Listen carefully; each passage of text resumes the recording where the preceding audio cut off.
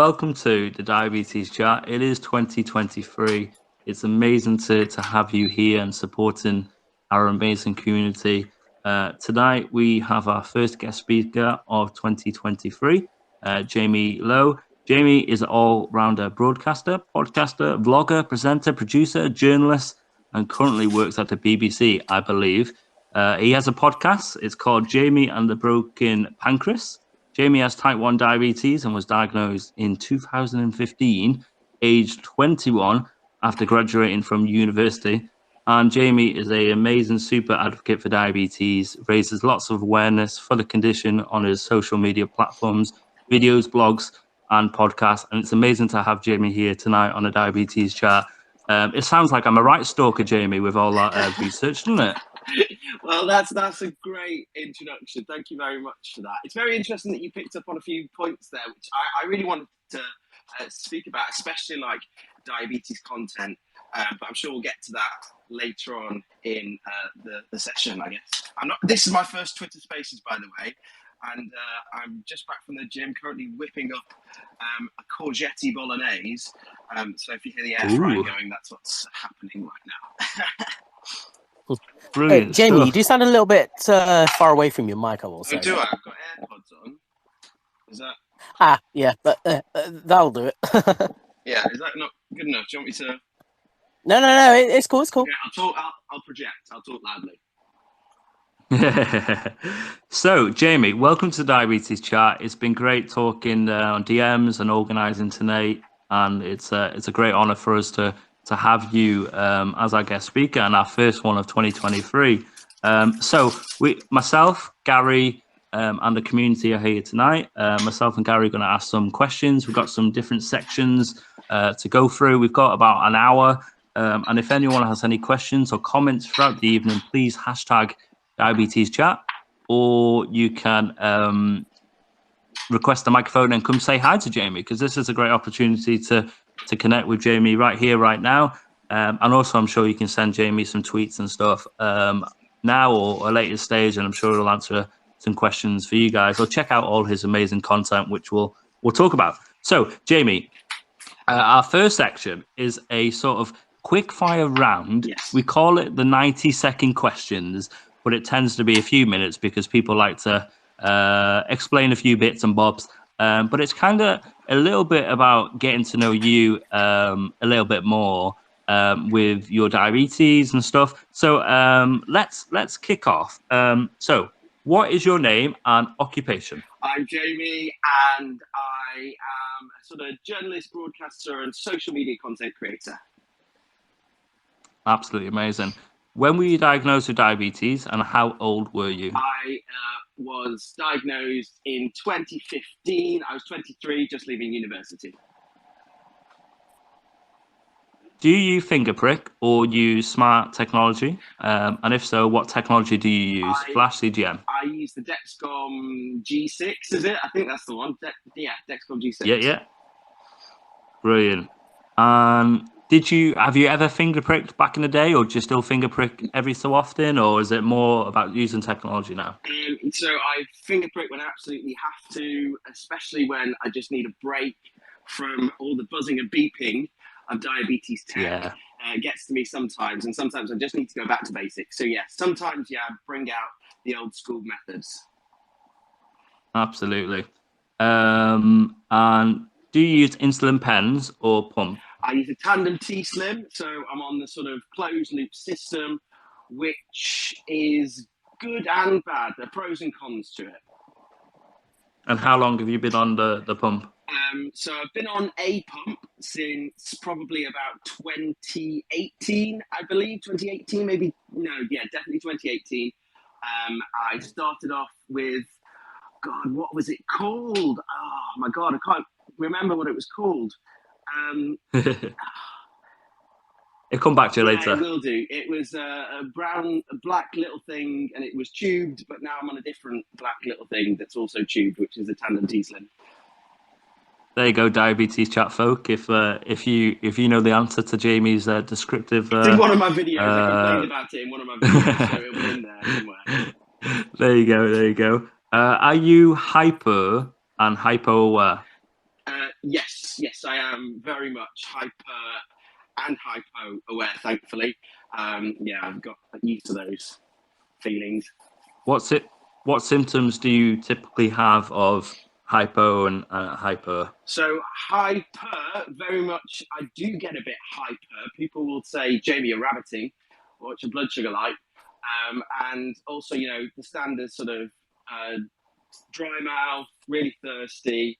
And then hypo symptoms, I just feel like I'm like really drunk and I can get a bit slurry. And one symptom that I think, I don't know if anyone gets this, I'm really, really interested to know, is like a buzzing tongue. If I've got a really, really bad hypo, my tongue will feel like it's electric. Ooh, Yeah. that's quite It's hard first time to I've chop heard down that, on actually. Haribos if Yeah. I've got my old little buzzing tongue going on. Absolutely. Talking about hypos and treatments, what is your go-to hypo treatment? So my mum figured that I liked Vimto one year. Ooh. So I've got a whole drawer full of Vimto bonbons, Vimto jelly beans, jelly babies, Vimto candy floss even. But it's usually, I'll go for sweets, but I don't really like the sort of spike after a hypo. So I'll tend to try and use maybe like half a cereal bar and a bit of an apple later. But if it's the middle of the night and I've got no other options, I need to get to sleep, I'll reach for the Vimto selection. You got shares of Vimto? Well, no, I think my mum might do, actually. Possibly. Yeah. And you said Vimto jelly babies. I've not heard of them before. Yeah, I don't know where I kind of like the sound of them because I love a Vimto. Yeah, honestly, well, come around mine if you want some. I've got tons.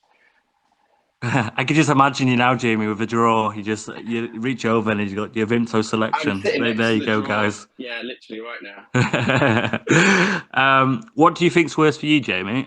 Feeling hypo or feeling hyper? Feeling hyper, and then especially just like prolonged high blood sugar above target is really frustrating for me, and it can really knock my day off.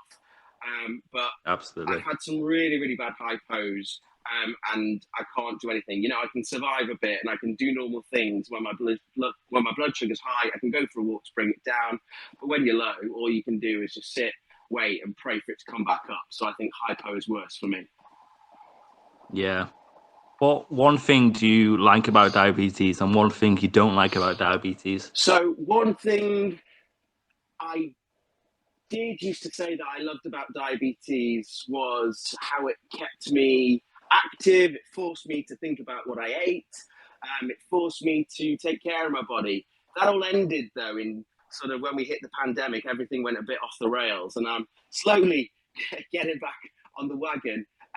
And one thing I hate about diabetes is the fact that people underestimate you sometimes. I really, really hate that. I had a hypo reading the travel news recently at BBC Gloucestershire, and it was just after England played in the World Cup, and I basically couldn't see the screen, my map with all the traffic jams and stuff, and the presenter off the back of that, I've struggled through, and the presenter off the back of that was like, oh, someone's been out late watching the football, haven't they? And that really annoyed me because obviously I was struggling. Gosh. He could see me through the glass. He had his mic up. He could have saved me at any point, but he didn't. He let me sort of suffer and then made a joke at my expense. I had a word with him afterwards, though. Absolutely. Put him in his place. Do you love or hate the smell of insulin? Ooh, strange question. I think I'm a bit sort of indifferent on that. I hate the taste of it. Oh, wow. Another one who's tasted it. Always accidentally, but it tastes just how it smells, I think, I'm afraid. Wow. And Jamie, we always end with this question of our 90-second questions is, if you're on a desert island, and we send all our guest speakers here, so all our guest speakers are currently on this desert island, right? So if you're on the...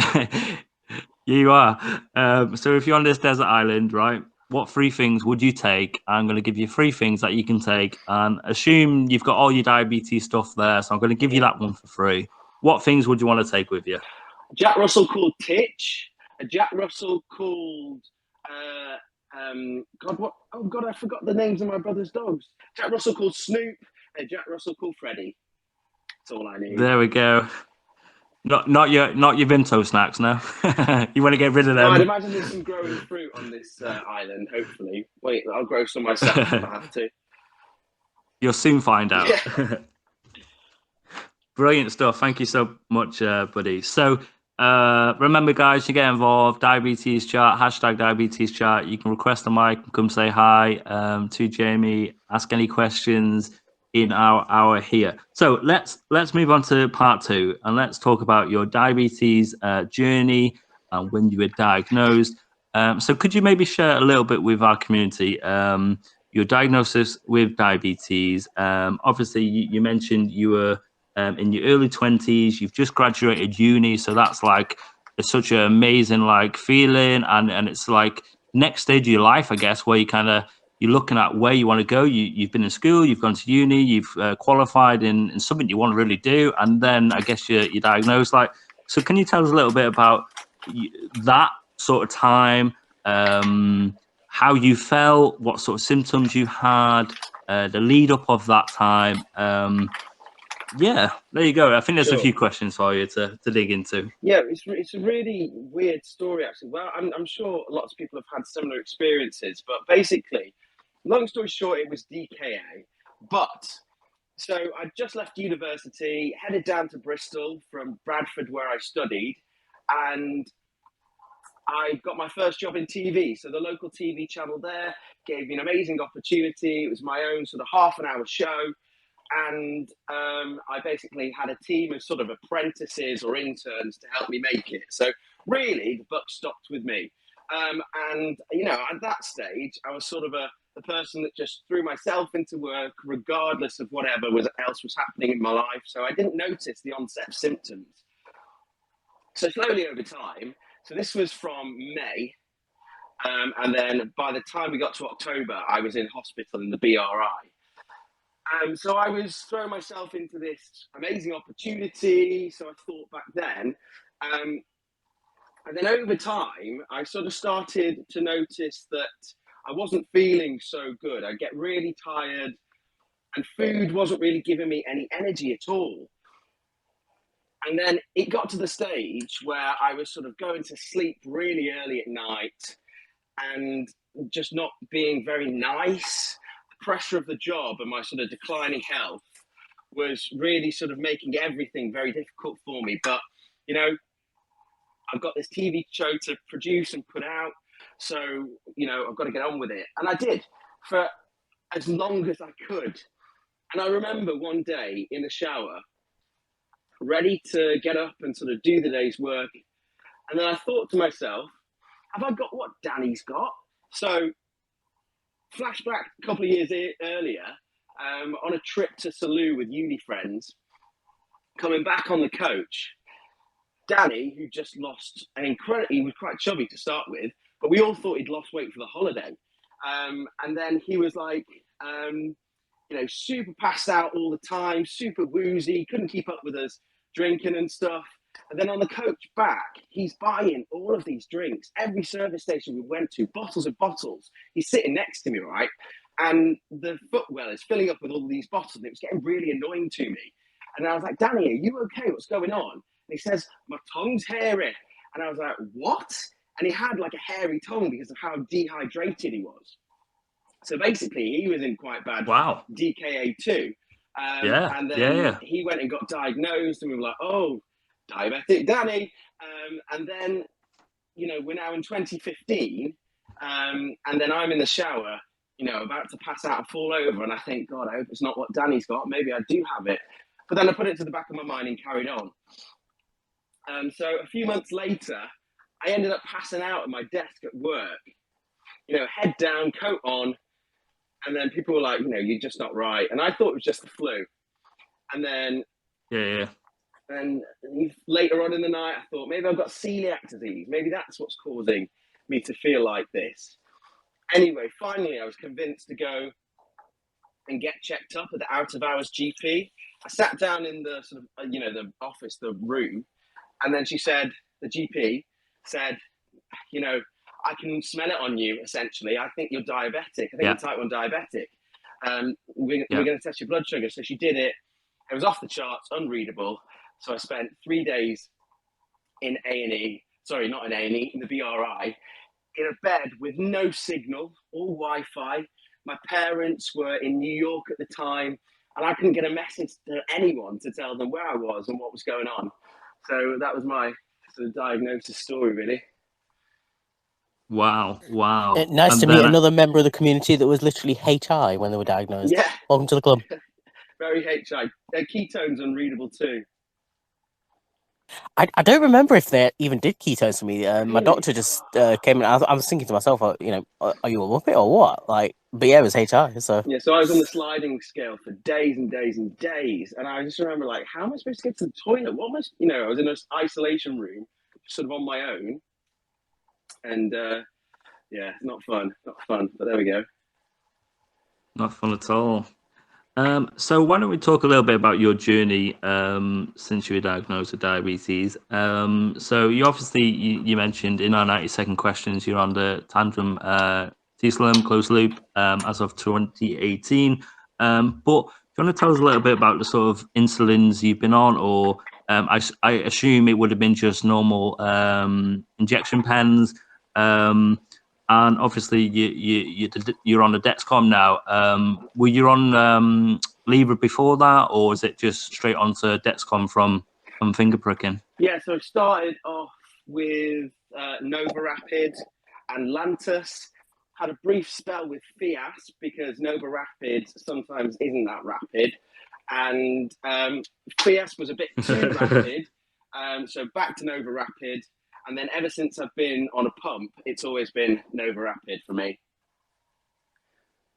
I nicknamed Nova Rapid Nova Slow Yeah. since I'm now on Lumjev, which is even faster than Fiat. Oh, really? Wow. I need to, it's like I really struggle to sort of plan my insulin. So if I'm like going to exercise, it's like I can't, you know, it's like I've got so much going on that I just need the insulin to work in the moment.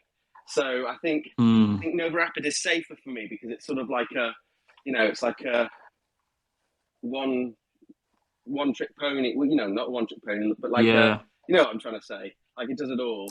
I do have a slight of out of topic question. Have you ever done the Daphne course?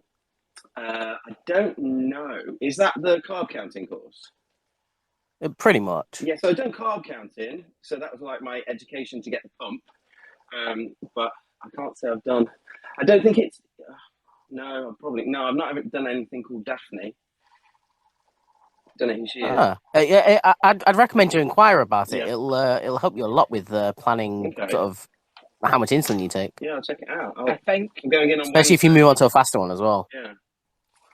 Cool. Thanks for that. Jamie, you might have done what I have done, which is it wasn't called Daphne, but they sometimes get called Brucey or random names, and it's your health board's idea of Daphne. So they've used Daphne's course and developed it for themselves because you get a pump, you've got to have done carb counting education, but it's just potentially not called Daphne. It's called Brucey, or mine's is called Brucey, which is. Is it Bertie as well? Well, mine didn't have a fancy name, but I did a carb counting course. I'm going in on Wednesday, so I'll ask about it. I'll see what we've got on offer for me. Thanks for that.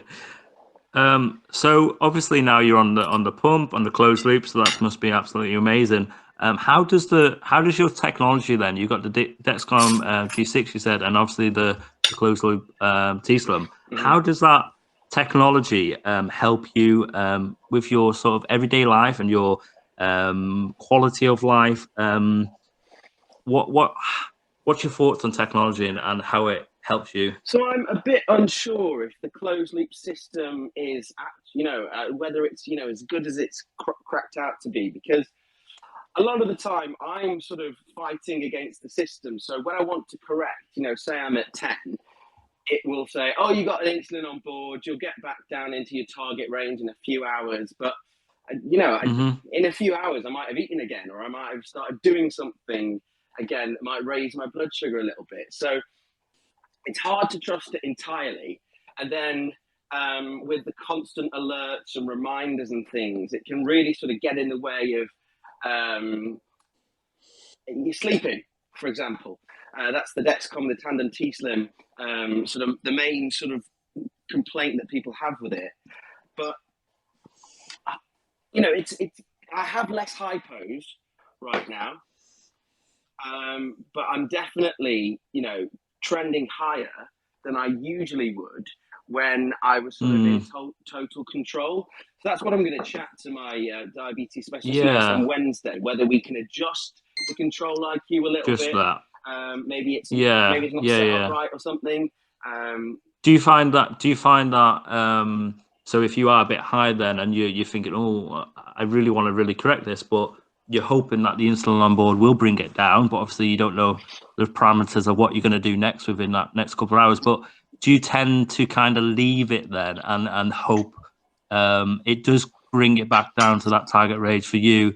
And does it bring it back down eventually? Or are you finding that it does stay quite high? Or what's your sort of situation you're in? So I try my best, but sometimes I have to intervene. So for example, today I did a massive sort of clean out, January clean out of stuff, moved my room around. So I was hauling furniture.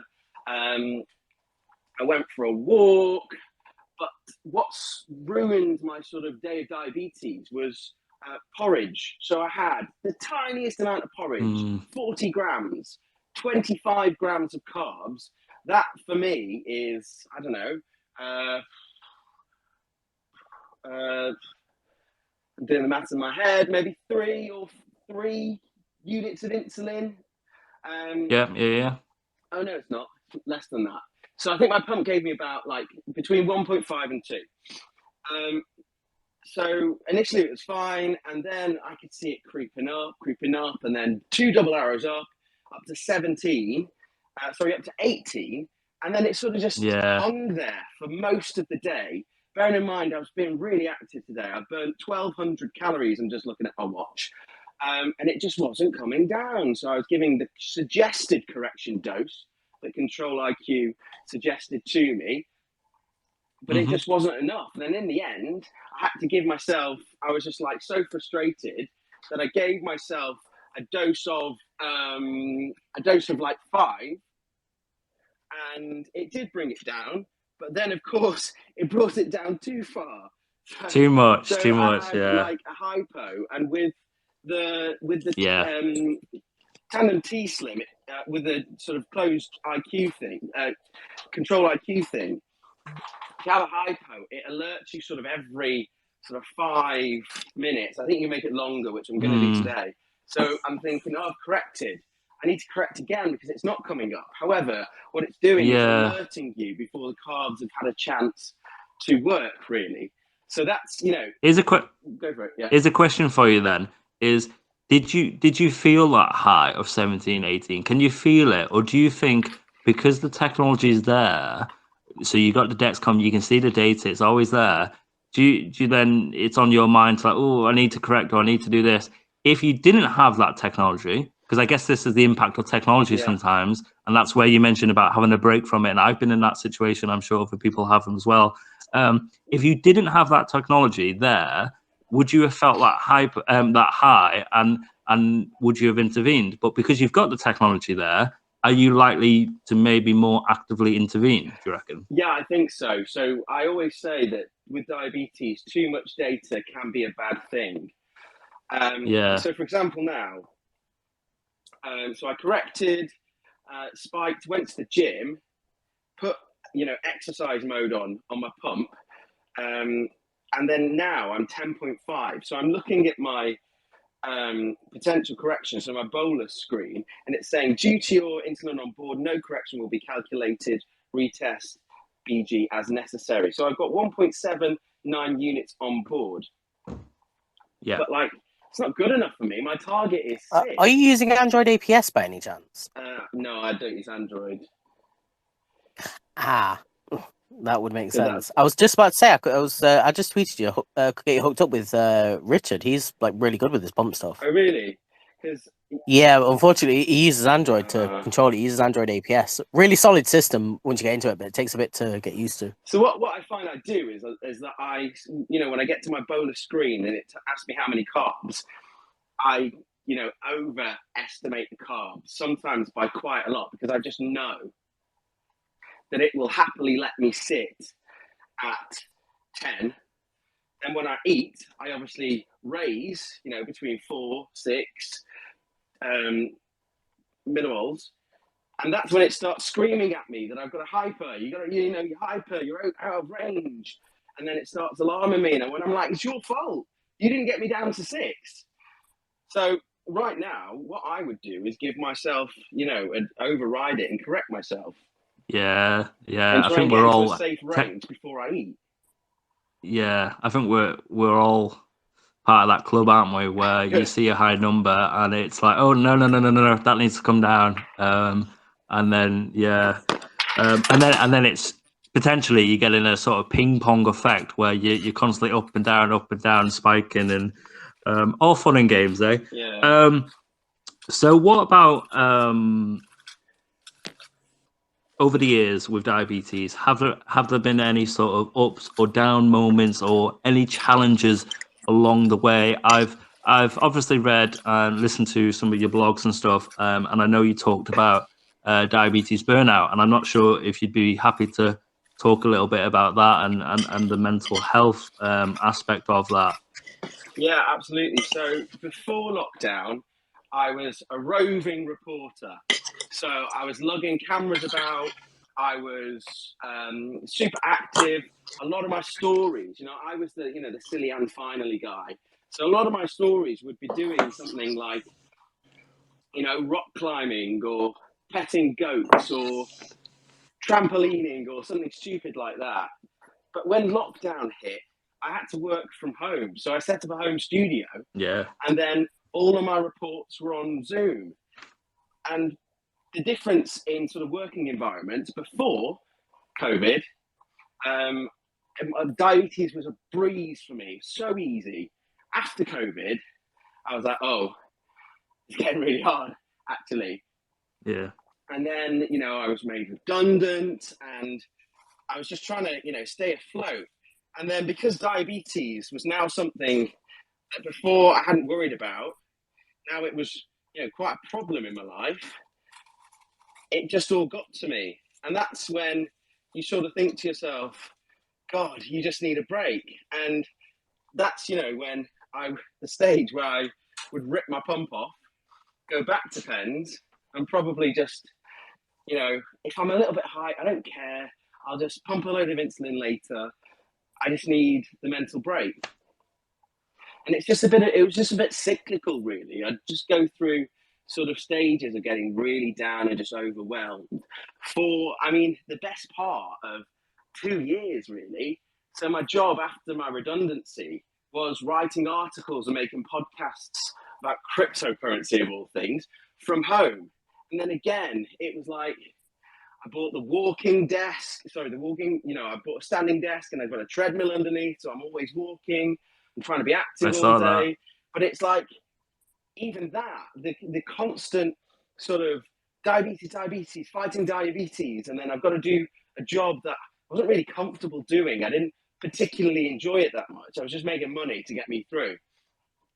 And then it's just all of those things together. It's just like, Jesus Christ, I just want to lie down. So that's when it gets a bit unhealthy. And that's why, the start of the new year, I'm trying to get control. I'm not sure if I'll go back to the BBC because it's very, very early mornings.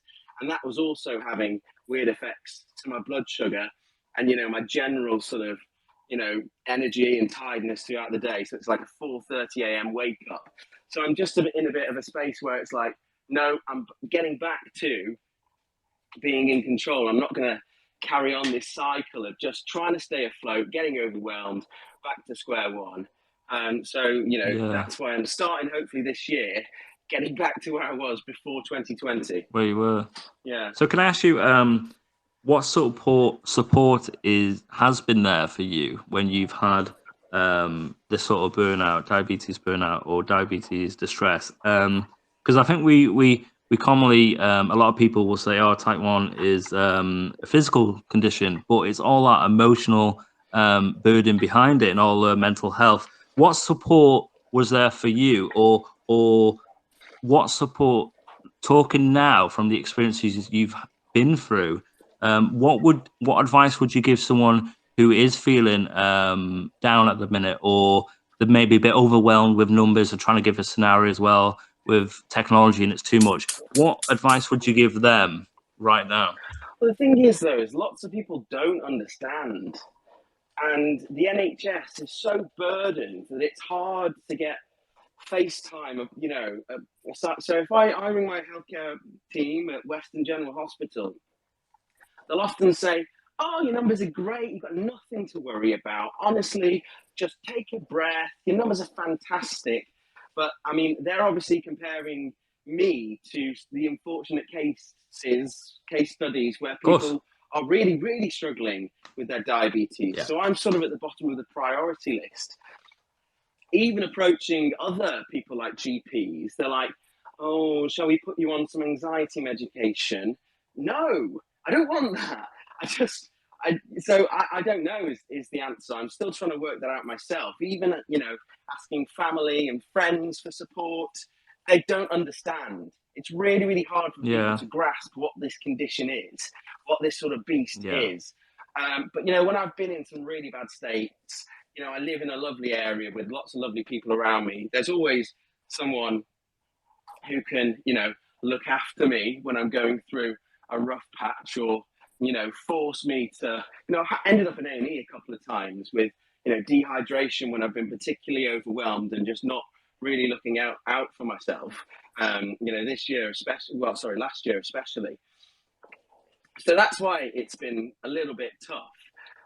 But honestly, I don't think I have an answer that really would give much value. I guess stuff like this, I started off making loads of diabetes content, but then when I started to feel the burnout and feel the overwhelming aspects of it, it was really hard to engage with diabetes stuff. You'll notice that I haven't posted a podcast in a while.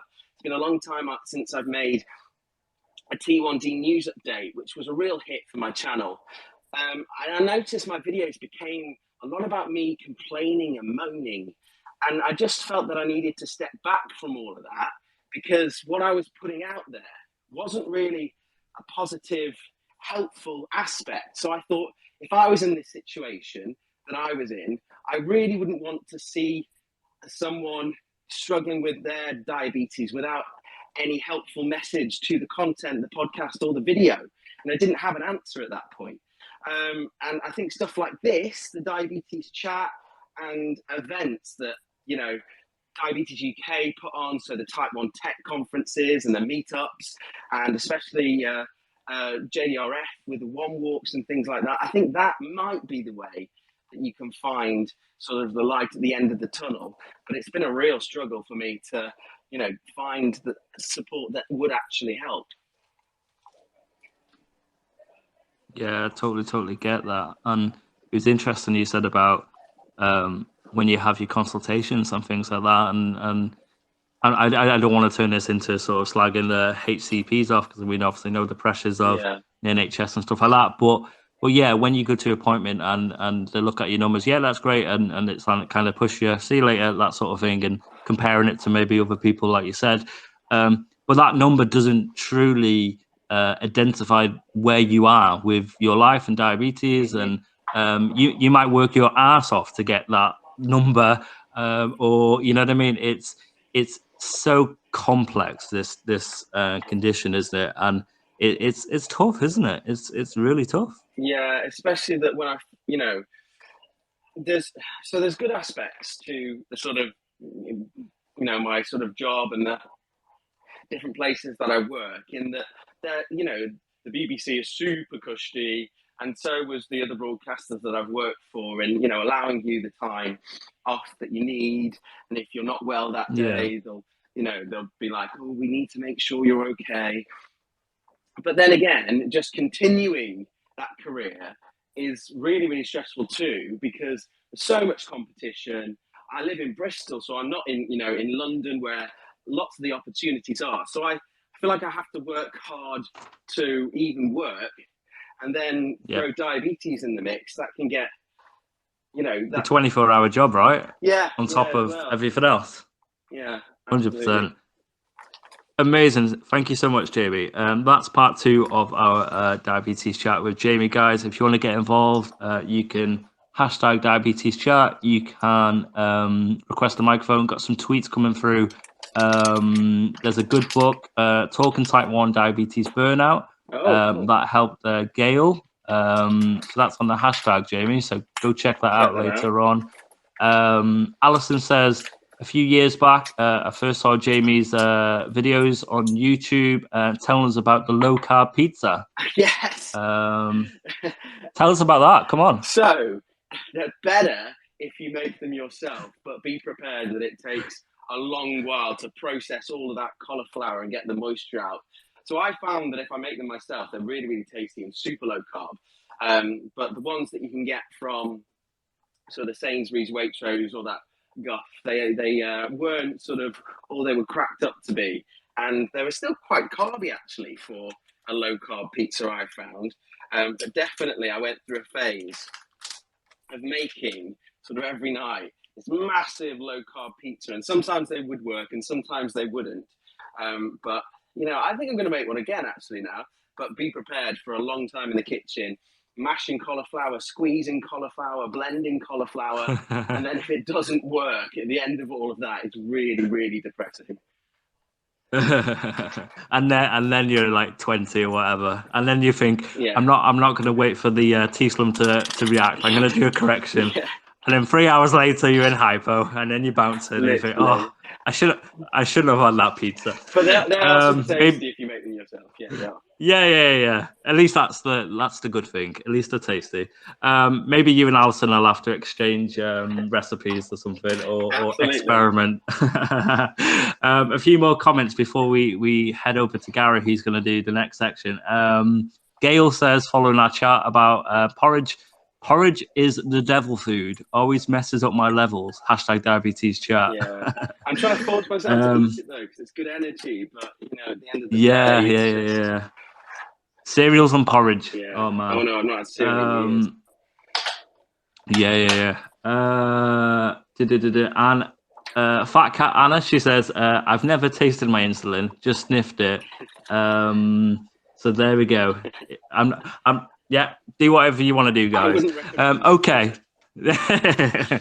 Maybe you could have a bit on your pizza, guys. There we go. All right.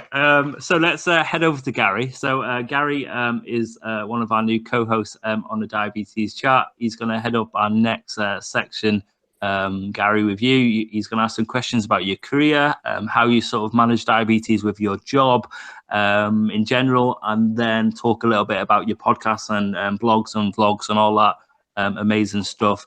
And then we'll come back to me and we'll finish up for the evening. But I'll head to Gary. Thanks, Tom. Hi, Jamie. Hello. So I'll try and make this bit as painless as possible and not go too in depth for you, and just make it a wee bit more fun and easier for you to do. Yeah. So first thing we'll just start off with is a little bit about your career. So in your introduction, you did highlight all the great things you do. You're an all-rounder with all the content you create and things like that. But can you share with us a little bit about your journey into where it all started? Like, did you want to do this from a young age, or is it something you kind of fell into? Yeah, so I guess I think I fell into it, but then I was written around in my old home bedroom and actually won Staffordshire Young Journalist of the Year in 2006. So I guess, the stars were set for the future. Congrats. But, really, sort of, I guess I was always told, because I did drama at school, and everyone told me, oh, Jamie, you're going to have to go to drama school. You're going to be an actor. And I believed them. And then I went through I got myself an agent. I was doing auditions, and I was planning to go to drama school. And I just realized that my heart wasn't in it. After so many years of people telling me that was what I wanted to do, and I totally believed them, I finally realized that, I wasn't prepared to, people go to like really crazy lengths to just get the tiniest part in a play or in a commercial. And I just wasn't prepared to do that because, like I said, my heart wasn't in it. So I thought, this was college. And then I thought, what do I want to do for university? I took a year out just to think about it. And then I thought, if I don't want to be on TV, maybe I'll want to make TV. So I went and did a film and television degree. And then after that, straight after that, I went down to Bristol and started as a video editor. And then it ended up that I was got the job doing the half-hour show, or I was asked to do the half-hour show in the evening, like sort of an entertainment magazine style show. And then it just went from there. And then I just found out that if I'm a bit of a laugh on camera, and then I can use a camera and also edit the video and also produce it and write the scripts and ring up the people who I want to film with, then, if I've got all these skills, I can do all of it. So, I've done, I went to Norway to do a travel documentary, and that was incredible. And I've done the most crazy things on camera. I tested out a birthing simulator, and I ended up in like loads of like Heat and Cosmo and all that sort of stuff. Because I tested it out in Bristol. It was on camera. It was quite funny. And I just realised that I just liked creating fun stuff. And then I love to do live stuff. I love live presenting. But then when it comes to creating content, I like to spend a lot of time producing it, editing it myself, and making sure it's right. So I guess I just found eventually what I liked doing, and that was making stuff for people to enjoy. So it took me a while to get there, but I think I'm finally there now. I hope so anyway. Well, that sounds excellent. Sounds really interesting, and it's cool that you feel you kind of fell into the job and you found something that you like doing, a niche that you found in this industry that you like doing, and you found something that keeps you going and keeps you entertained. Something I think that a lot of us will be really interested in hearing about this is, so with being a TV and content sort of creator, and dare I say it, a kind of influencer is the best word to use for your social media sort of side of your world with your blogs and that. How do you find managing diabetes with your job? Do you find it challenging? And like, have you ever experienced anything challenging, like a hypo live on air? And how do you deal with that? And is there procedures and protocol in place to kind of help you in these situations? And I know we did discuss it a little bit earlier with Tom about the joke that was made, but going forward from that, have you done things to make people aware and change their mindset on this so that they know how to help you in these sort of situations? Yeah, so I think I didn't even mention this at the start. My first live TV broadcast was when I was like way into DKA, and I was just about to do the live hit, and I'm looking around the room, and my mouth is so dry that my lips are sticking to my teeth, and everybody else is taking up all the free drinks, because basically I'm working like hosting this like live section of this event, and all there was to sort of wet my whistle was white wine. So anyway, just a funny story that sort of popped into my head when you asked that question. So I guess what I do, I just make everyone aware. So live TV is loads of adrenaline. Live radio is a bit different. It's a bit more sort of relaxed and chatty and all that sort of stuff. And we talked about the only hypo I've had on air was reading the travel news. But I used to host like a 3-hour-long program covering the Great Bristol Half Marathon and Great Bristol 10K. And basically I was strapped into this sofa for like 3.5 hours maybe with the whole setup beforehand. And days like that I'd just go up to 15 and stay there because of the adrenaline, the excitement, and all that sort of stuff. So that comes with it.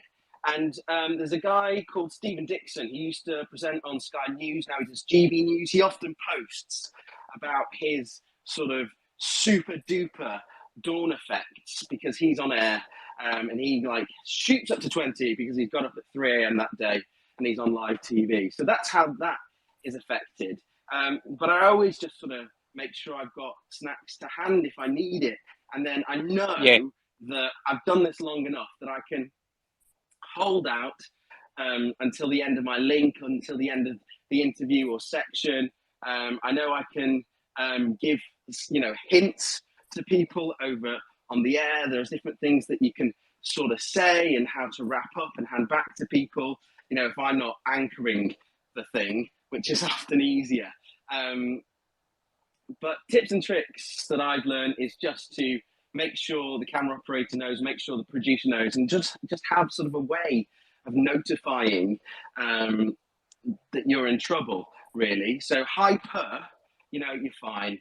As long as you're not, about to sort of pass out with DKA, and that's after you've spent 3, 4, 5 days high, you can do a whole program and not need to complain. But a hypo, that's when you need the can of Coke out of the cameraman's back pocket, or so basically on the radio at Gloucestershire, I'm now with the presenter's always got his eyes on me. He's always got his mic open as well, so he can grab the airwaves if I'm in trouble. But that's something we worked out after we obviously had the hypo on air. That's never happened to me before because I've done this for like 7 years now without that.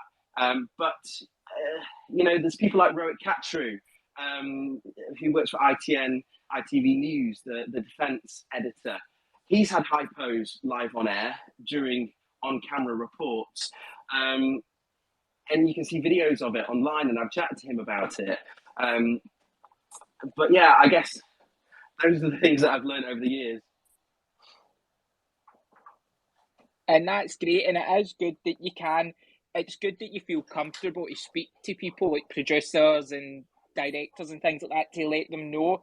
And I think that is one of the biggest steps you can take in any form of employment, is making people aware that situations can happen and how they can help with these situations, and kind of trying to educate people and put it in the forefront of their head so that if something goes wrong or there is a problem, they know how to kind of address these issues. So the last thing I'm going to ask about is, and this is a bit of a bigger question, and answer as much as you can in any way you want to. So I'm not sure if many people on here know, but your website and your social media platforms, your blogs, videos, you create loads of great content and you raise brilliant awareness for diabetes. But can you just share with the community some information about it, and also how people can find your podcast, which is Jamie and the Broken Pancreas, how we can find it and how people can connect with you, and a little bit about any amazing content you've got coming up or any ideas you've got coming up, and share it with the community so that they can maybe join in or get to learn more about it? Sure. So basically, one of my New Year's resolutions is to get back to it. If I'm feeling better about diabetes and I've got something to talk about again, I can really get inspired and share the positive messages that I would like to. So I'm basically on every social media platform. I am Jamie Lowe TV. So at Jamie Lowe TV, Instagram and Twitter and TikTok, / Jamie Lowe TV on YouTube.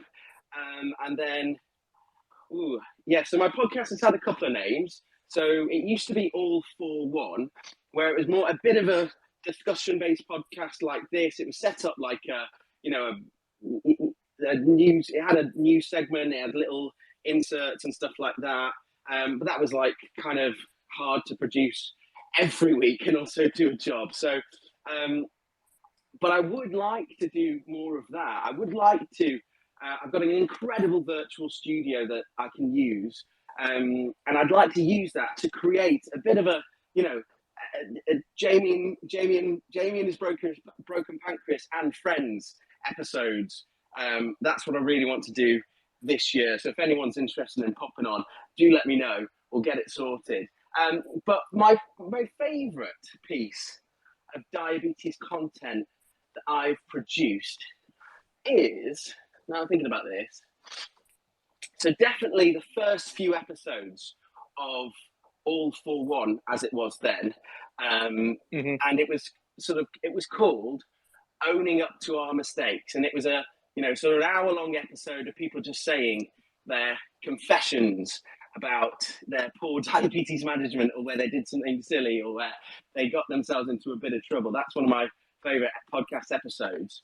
And then I was thinking, my favorite pieces of video content is probably, I did a TikTok video about where to put my pump. That got quite a few views because I was trying a leg site for the first time with my old pump. And then I also did sort of a documentary about how I got my insulin pump. And then that's been quite helpful, I think, for people. So I go through the whole process. Then if that is the same, sorry, I'm just going to I want to find, there's a video that's in my head, but I can't remember what it actually was. It's quite old. It was really, so I worked with Diabetes UK on it. Oh no, it was the pump one. Yeah. It was how I got my pump, and I sort of tell the story of diabetes, and then it leads to me getting my first insulin pump. So I'm really proud of that. So if you want to find out how I got my insulin pump, I'd check that one out. Yeah, and I'm sure there's many people here that will want to check it out, and I'm sure they'll head over and have a look at it. Hopefully. So it's been great to hear about your journey in your career and all the stuff you are doing for the diabetes community.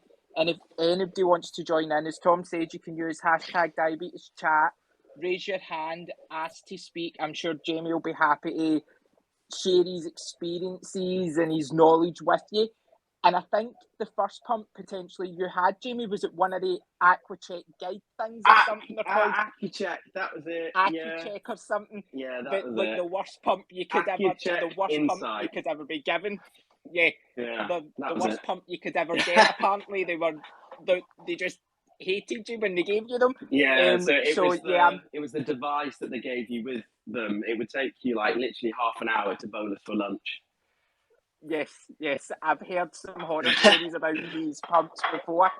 I was never eligible for one because apparently when you get diabetic complications, you're not allowed to have a pump like that. I see. It's only just recently I had words with them and how to get pumps, and if anybody wants to ask me about that experience as well, I'm more than willing to help and see how I managed to get mine. Because I've fought with the NHS for 20 years to get access to technology because they just kept pawning me off because I had complications. But I'm going to put you on to Tom again, who has a couple of questions left to ask, and then you're free, I think, potentially to go and enjoy your dinner, because I'm sure it's not been that fun trying to eat while people are asking you questions. Oh no, I'm not eating yet. I can't talk and eat. That's impossible.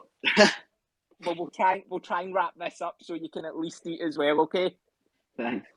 Amazing. Thank you so much, Gary. That was amazing, my friend.